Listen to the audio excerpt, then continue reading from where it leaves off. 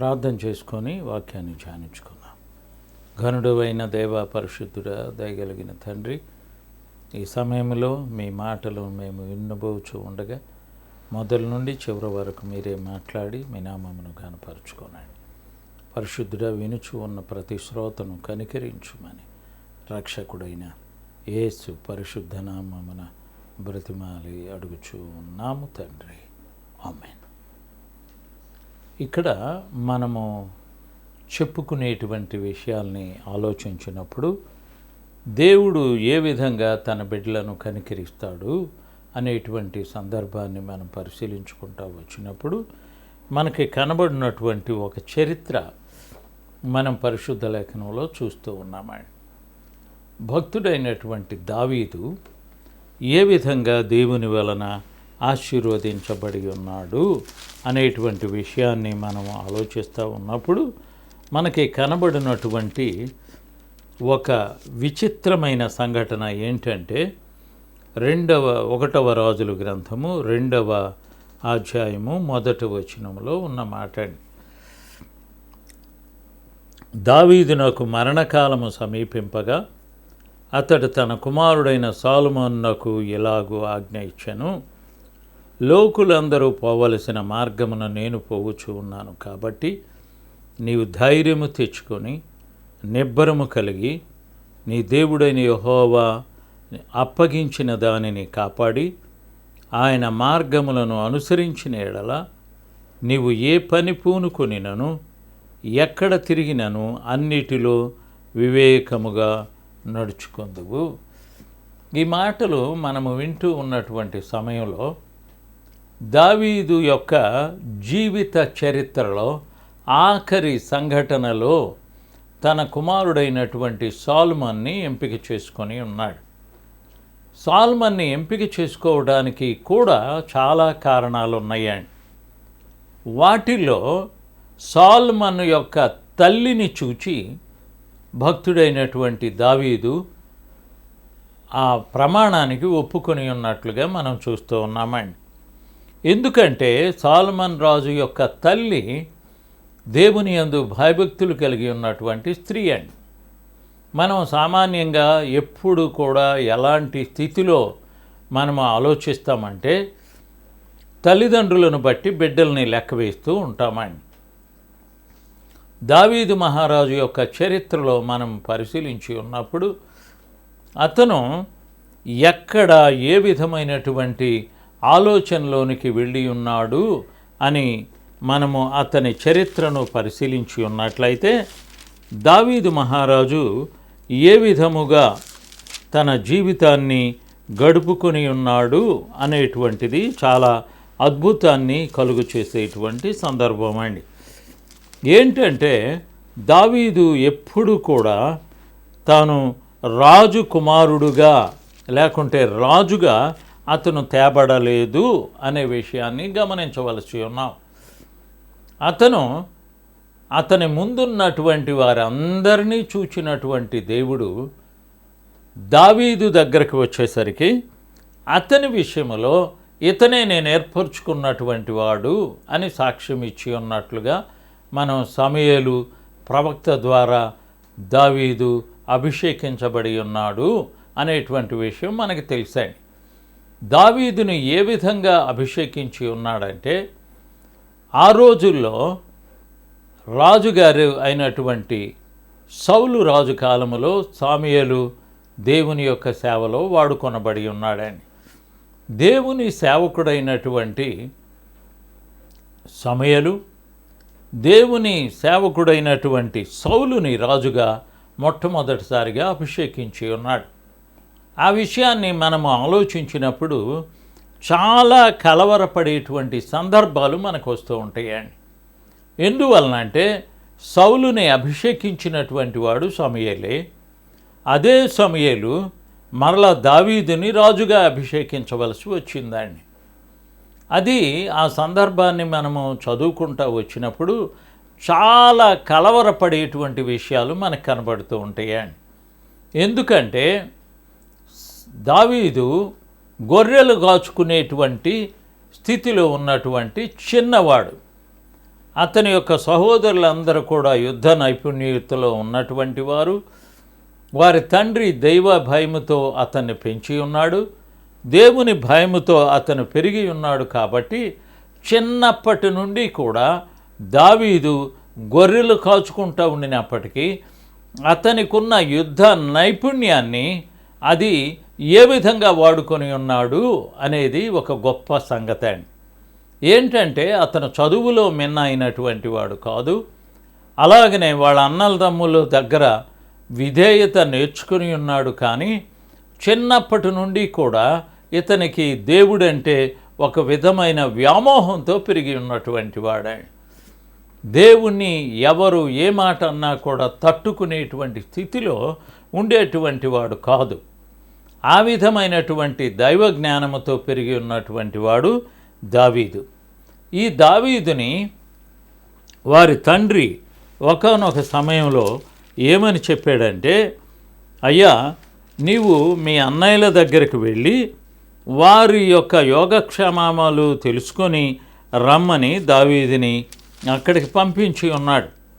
అయితే అక్కడికి వెళ్ళినటువంటి సమయంలో జరిగి ఉన్నటువంటి సందర్భాల్ని మనం పరిశీలించి ఉన్నట్లయితే, అక్కడికి వెళ్ళిన తర్వాత గొలియాతు అనేటువంటి ఒక యుద్ధ నైపుణ్యుడు వచ్చి దేవుని ప్రజలను అవమానించడం దావీదు చూచి ఉన్నాడండి.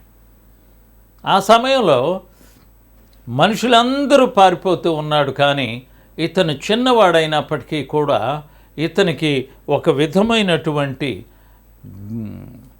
ఆధిక్యతతో అతను ఏమన్నాడయ్యా అంటే, తాను ఎంతటి వాడనైనప్పటికీ కూడా దేవుని ప్రజలను అవమానించుచూ ఉన్నాడు అనేటువంటి బాధ దావీదుకి కలిగి ఉన్నదండి.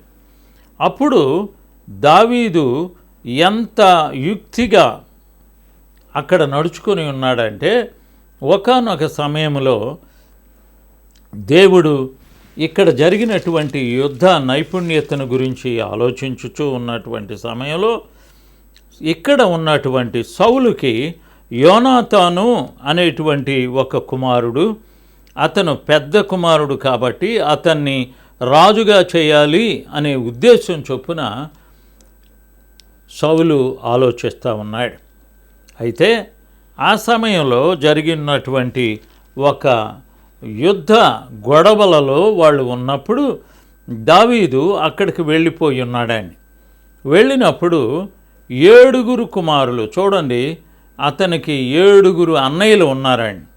7 అన్నయ్యలు ఉన్నప్పుడు చూడండి, 16వ అధ్యాయము 1వ సమూయేలు గ్రంథము 16వ అధ్యాయము 9వ వచనములో, అప్పుడు యెషయా షమ్మీను పిలువగా అతను యెహోవా అతన్ని కోరుకొనలేదు అనెను. యెషయా తన 7 కుమారులను సమూయేలు ఎదుటికి పిలువగా సమూయేలు యెహోవా వీరిని కోరుకొనలేదని చెప్పి, నీ కుమారులందరూ ఇక్కడ ఉన్నారా అని యెషయాను అడుగగా, అతడు ఇంకొకడు కడసారి వాడున్నాడు, అయితే వాడు గొర్రెలను కాయిచూ ఉన్నాడని చెప్పాను. దావీదును గురించి తన తండ్రి అయినటువంటి యెషయా ఏమని చెప్పాడయ్యా అంటే, అతను గొర్రెలు కాచుకుంటా ఉన్నాడు అని చెప్పినప్పుడు ఆ సమయంలో జరిగినటువంటిది ఏంటంటే, అతడు వానిని పిలువనంపించి లోపలికి తోడుకొని వచ్చెను. అతడు ఎర్రని 12వ వచనములో, అతడు వాణ్ణి పిలువనంపించి లోపలికి తోడుకొని వచ్చెను. అతడు ఎర్రని వాడును, చక్కని నేత్రములు కలవాడును, చూచుటకు సౌందర్యవంతుడై ఉండెను. అతడు రాగానే, నేను కోరుకున్నవాడు ఇతడే, నీవు లేచి వాణ్ణి అభిషేకించుమని యెహోవా సెలవీయగా, సమూయేలు తైలపు కొమ్మును తీసి వాని సహోదరుల ఎదుట వానికి అభిషేకము చేసెను. నాట నుండి యెహోవా ఆత్మ దావీదు మీదికి బలముగా వచ్చెను. తరువాత సమూయేలు లేచి రామాకు వెళ్ళిపోయాను. ఇక్కడ ఒకే భక్తుడు 2 రాజుల్ని అభిషేకించవలసినటువంటి సమయం వచ్చింది. మొదటేమో సౌలుని రాజుగా ఎంపిక చేసుకున్నాడు. కానీ సౌలు యొక్క మనసు దేవునికి ఇష్టముగా లేకుండా పోయింది.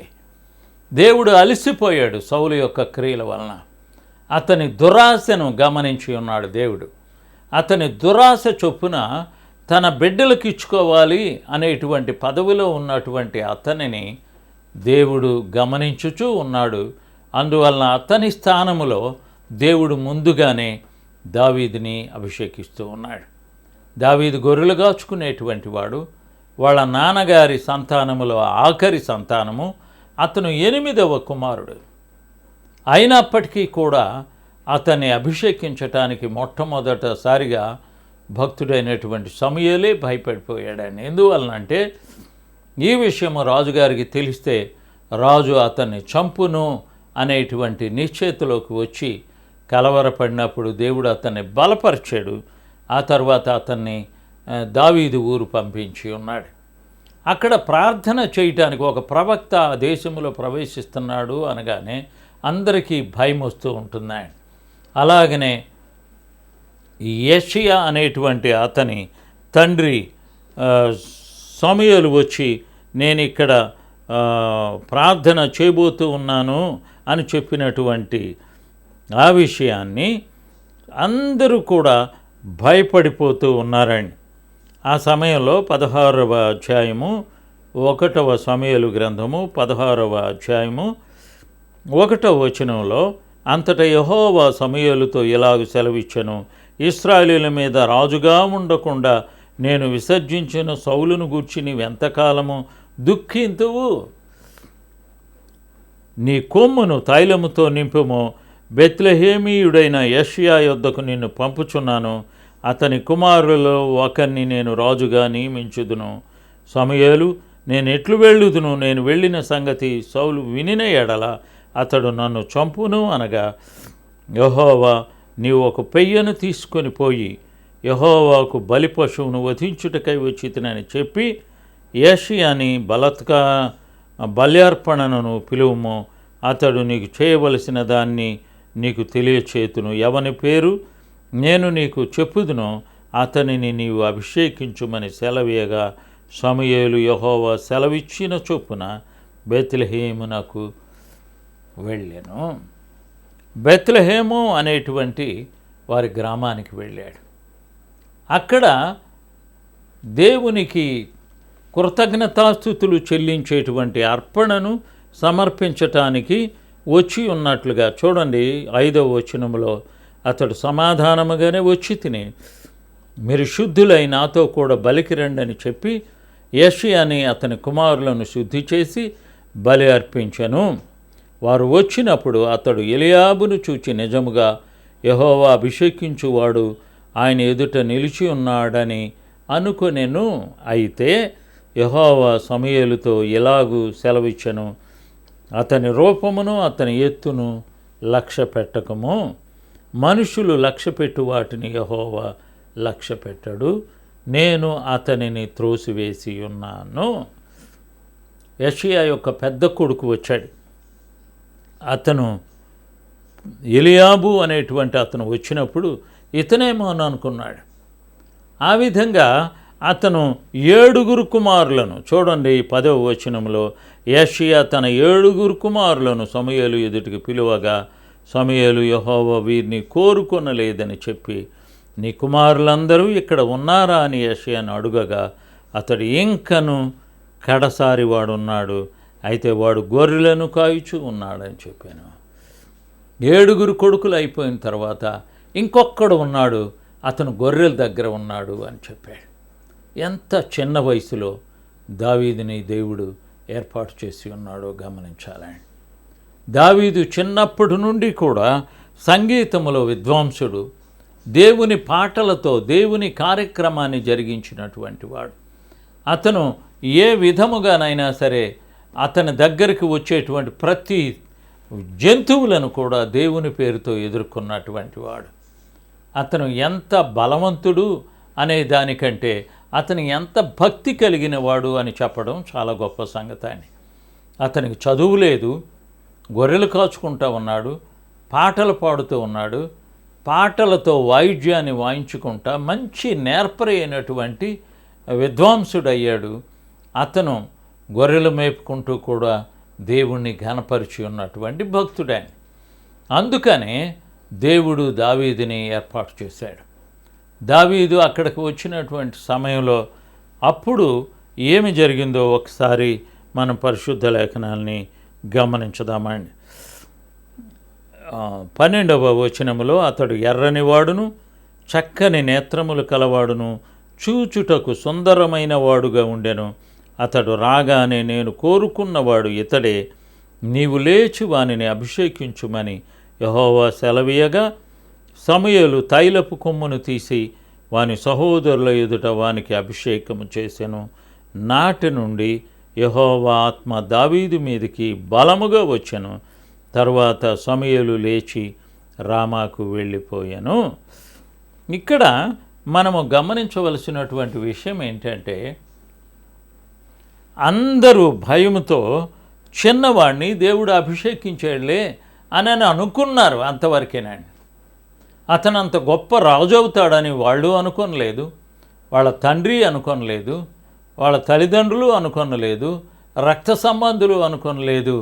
కానీ ఇతనిలో దేవుని యొక్క ఆత్మతో నింపబడి ఉన్నటువంటి వాడు కాబట్టి బాల్యము నుండి కూడా అతను దైవ భయముతోనే దేవుని యందు ఎదిగి ఉన్నటువంటి వాడు. ఆ సమయంలో అతనికి జరిగినటువంటి సంఘటనలను మనము పరిశీలించినట్లయితే వాని సహోదరులందరూ కూడా ఆశ్చర్యపడేటువంటి రీతిగా దావీదు యొక్క చరిత్రను మనం చూడవచ్చండి. దావీదు ఎంత గొప్ప ఆధిక్యత కలిగినటువంటి వాడంటే, అతను ఏం చేశాడయ్యా అంటే, వాళ్ళ నాన్నగారు ఒక రోజున దావీదును పిలిచి, చూడండి 17వ అధ్యాయము 17వ వచనమండి. యెషయా తన కుమారుడైన దావీదును పిలిచి, నీ సహోదరుల కొరకు వేయించిన ఈ గోధుమలలో ఒక తూమెడును ఈ 10 రొట్టెలను తీసుకొని దండులో ఉన్న నీ సహోదరులకు దగ్గరకు త్వరగా పొమ్ము. మరియు ఈ 10 జున్నుపు గడ్డలను తీసుకొని పోయి వాని సహస్రాధిపతికిము. నీ సహోదరులు క్షేమముగా ఉన్నారో లేదో సంగతి తెలుసుకొని వారి వద్ద నుండి ఆనవాలు ఒకటి తీసుకొని రమ్మని చెప్పి పంపాను. సౌలును వారును ఇశ్రాయేలీయులతో యుద్ధము చేయుచు ఉండగా దావీదు ఉదయమున లేచి ఒక కాపరికి గొర్రెలను అప్పగించి ఆ వస్తువులను తీసుకొని యెషయా తనకు ఇచ్చి ఉన్న ఆజ్ఞ చొప్పున ప్రయాణమైపోయాను. ఇక్కడ జరిగినటువంటి విషయం ఏంటంటే, చూడండి 22వ వచనంలో, దావీదు తాను తెచ్చిన వస్తువులను సామాగ్రిని కనిపెట్టు వాని వశమున చేసి పరుగెత్తిపోయి సైన్యములో చొచ్చి కుశల ప్రశ్నలు తన సహోదరులను అడిగాను. అతడు వారితో మాట్లాడుచూ ఉండగా గాతు ఫిలిష్టీయుడైన గొలియాతు అను శూరుడు ఫిలిష్టీయుల సైన్యములో నుండి వచ్చి పై చెప్పిన మాటలు పలుకగా దావీదు వినెను. ఇశ్రాయేలీయులందరూ ఆ మనుషుని చూచి మిక్కిలి భయపడి వాని ఎదుట నుండి పారిపోగా. ఇక్కడ జరిగినటువంటి విషయం ఏంటంటే, దావీదు ఆ మాటలు వినటానికే దేవుడు అక్కడికి అతన్ని తీసుకుని వెళ్ళాడని. అతను వెళ్ళి అక్కడ జరిగేటువంటి విషయాన్ని గమనించుచూ ఉన్నప్పుడు ఇశ్రాయేలీయులలో 25వ వచనంలో, ఒకడు వచ్చుచున్న ఆ మనుషుని చూచితిరే, నిజముగా ఇశ్రాయేలీయులను తిరస్కరించుటకై వాడు బయలుదేరుచూ ఉన్నాడు. వానిని చంపిన వారికి రాజు బహుగా ఐశ్వర్యమును కలుగు చేసి తన కుమార్తెలనిచ్చి పెండ్లి చేసి వాని తండ్రి ఇంటి వారిని ఇశ్రాయేలీయులలో స్వతంత్రులుగా చేయును అనగా, దావీదు జీవము గల దేవుని సైన్యములను తిరస్కరించిన ఈ సున్నతి లేని ఫిలిష్తీయుడు ఎంతటి వాడు, వానిని చంపి ఇశ్రాయేలీయుల నుండి ఈ నిందను తొలగించిన వానికి బహుమానము ఏమని తన యొద్ద నిలుచున్న వారిని అడుగగా. ఇక్కడ దావీదు ఎలాంటి స్థితిలో అక్కడికి వెళ్ళి ఉన్నాడో గమనించవలసి ఉన్నామండి. ఒక చిన్నవాడు ఆ మందను చూడటానికి వెళ్ళి ఉన్నాడు. అతను కొన్ని వస్తువులు తీసుకుని వాళ్ళ అన్నయ్యలకు బహుమానంగా తీసుకొచ్చి ఉన్నాడు. ఆ తరువాత అతను ఎప్పుడైతే ఈ మాటలు విని ఉన్నాడో ఇతనంతా కూడా కలవరపడి ఉన్నాడు. ఆ సమయంలో అతను చేసి ఉన్నటువంటి పని ఎలాంటిదయ్యా అంటే, చూడండి, రాజు బహుగా ఐశ్వర్యము కలుగ చేసి తన కుమార్తెలనిచ్చి పెండ్లి చేసి వాని తండ్రి ఇంటి వారిని ఇశ్రాయేలులో స్వతంత్రులనుగా చేయును అనగా, దావీదు జీవము గల దేవుని సైన్యములను తిరస్కరించుటకు ఈ సున్నతి లేని ఫిలిష్టీయుడు ఎంతటివాడు, ఫిలిష్టీయుడు ఎంతటివాడు. ఆ మాటలు విన్నప్పుడు అతని యొక్క హృదయమంతా కూడా కరిగిపోయిందండి. ఇతను ఎంతటివాడు అంటే, చిన్నవాడైనటువంటి దావీదు ఆరుమూరల జాన కలిగినటువంటి ఒక ఆజానుబాహుణ్ణి ఇతనెంతటి వాడు అని చిన్నప్పుడే అన్నాడు అంటే, దావీదు యొక్క హృదయంలో దేవుని మీద ఉన్నటువంటి భక్తిని మనం చూడవచ్చాడు. ఎంత భక్తి కలిగినటువంటి వాడంటే, ఇతనెంతటి వాడు, ఇతన్ని నేను ఒక్క దెబ్బతో జయించగలను అని ఆలోచన చేస్తూ ఉన్నప్పుడు వాళ్ళ అన్నయ్యకి తెలిసిందండి. 28వ వచనంలో, అతడు వారితో మాట్లాడునది అతని పెద్దన్న అగు ఎలియాబునకు వినబడగా, ఎలియాబునకు దావీదు మీద కోపము వచ్చి అతనితో, నీవిక్కడ ఎందుకు వచ్చితివి? అరణ్యములోని ఆ చిన్న గొర్రె మందను ఎవరి వశము చేసితివి? నీ గర్వమును నీ హృదయపు చెడుతనమును నేను ఎరుగుదును, యుద్ధము చూచుటికే కదా నీవు వచ్చితివి అనెను. ముందుకు దావీదు, నేనేమి చేసి తిని, మాట మాత్రము పలికి తిని అని చెప్పి అతని యొద్ద నుండి తొలగి తిరిగి మరి ఒకని ఆ ప్రకారముగానే అడుగగా, జనులు దానికి అదే ప్రకారము ఉత్తరమిచ్చెను. అలాంటి సమయంలో ఆ విషయం ఎక్కడి వరకు వెళ్ళిందంటే, రాజుగారి దగ్గరికి వెళ్ళిందండి. రాజు అయినటువంటి సౌలు ఏమి చేసి ఉన్నాడయ్యా అంటే, చూడండి 33వ వచనంలో, సౌలు ఈ ఫిలిష్తీయుని ఎదుర్కొని వానితో పోట్లాడుటకు నీకు బలము చాలదు, నీవు బాలుడవు, వాడు బాల్యము నుండి యుద్ధాభ్యాసము చేసిన వాడని దావీదుతో అనగా అనెను. అందుకు దావీదు సౌలుతో ఇట్లనెను, నీ దాసుడనైన నేను నా తండ్రి యొద్ద గొర్రెలను కాచుచూ ఉండ, సింహమును ఎలుగుబంటిను వచ్చి మందలో నుండి ఒక గొర్రె పిల్లను ఎత్తుకొని పోవచ్చు ఉండగా, నేను దాన్ని తరిమి చంపి దాని నోటి నుండి ఆ గొర్రెను విడిపించి తిని, అది నా మీదికి రాగా దాని గడ్డము పట్టుకొని దానిని కొట్టి చంపి తిని, నీ దాసుడనైన నేను ఆ సింహమును ఎలుగుబంటిని చంపి తిని, జీవము కలిగిన దేవుని సైన్యములను తిరస్కరించిన ఈ సున్నతి లేని ఫిలిష్తీయుడు వాటిలో ఒకదాని వలె అగును అనెను. సింహము యొక్క బలము నుండి ఎలుగుబంటి యొక్క బలము నుండి నన్ను రక్షించిన యెహోవా ఈ ఫిలిష్తీయుని చేతుల్లో నుండి కూడాను నన్ను విడిపించును అని చెప్పాను. అందుకు సౌలు, పొమ్ము, యెహోవా నీకు తోడుగా ఉండునుగా కానీ దావీదుతో అనెను. ఇక్కడ చాలా ప్రత్యేకమైనటువంటి విషయం జరిగింది. దావీదు చిన్నవాడైనప్పటికీ కూడా గొలియాతు అనేటువంటి ఆ ఆజానుబాహుణ్ణి ఎదిరించటానికి ఏమాత్రము కూడా భయపడలేదు. అంతేకాకుండా తనను తాను సమర్థించుకున్నాడు. అతని తల మీద అభిషేకం ఉన్నది. రెండవది, అతని యొక్క అన్నయ్యలందరూ కూడా అతన్ని అధైర్యపరిచారు. అతని తండ్రి యుద్ధం చేయడానికి అతన్ని పంపించలేదు, కానీ అక్కడ దేవుని మహిమ, ఎంత ధైర్యంతో చిన్నవాడైనటువంటి దావీదు గొలియాతు మీదకి వెళ్ళి ఉన్నాడు.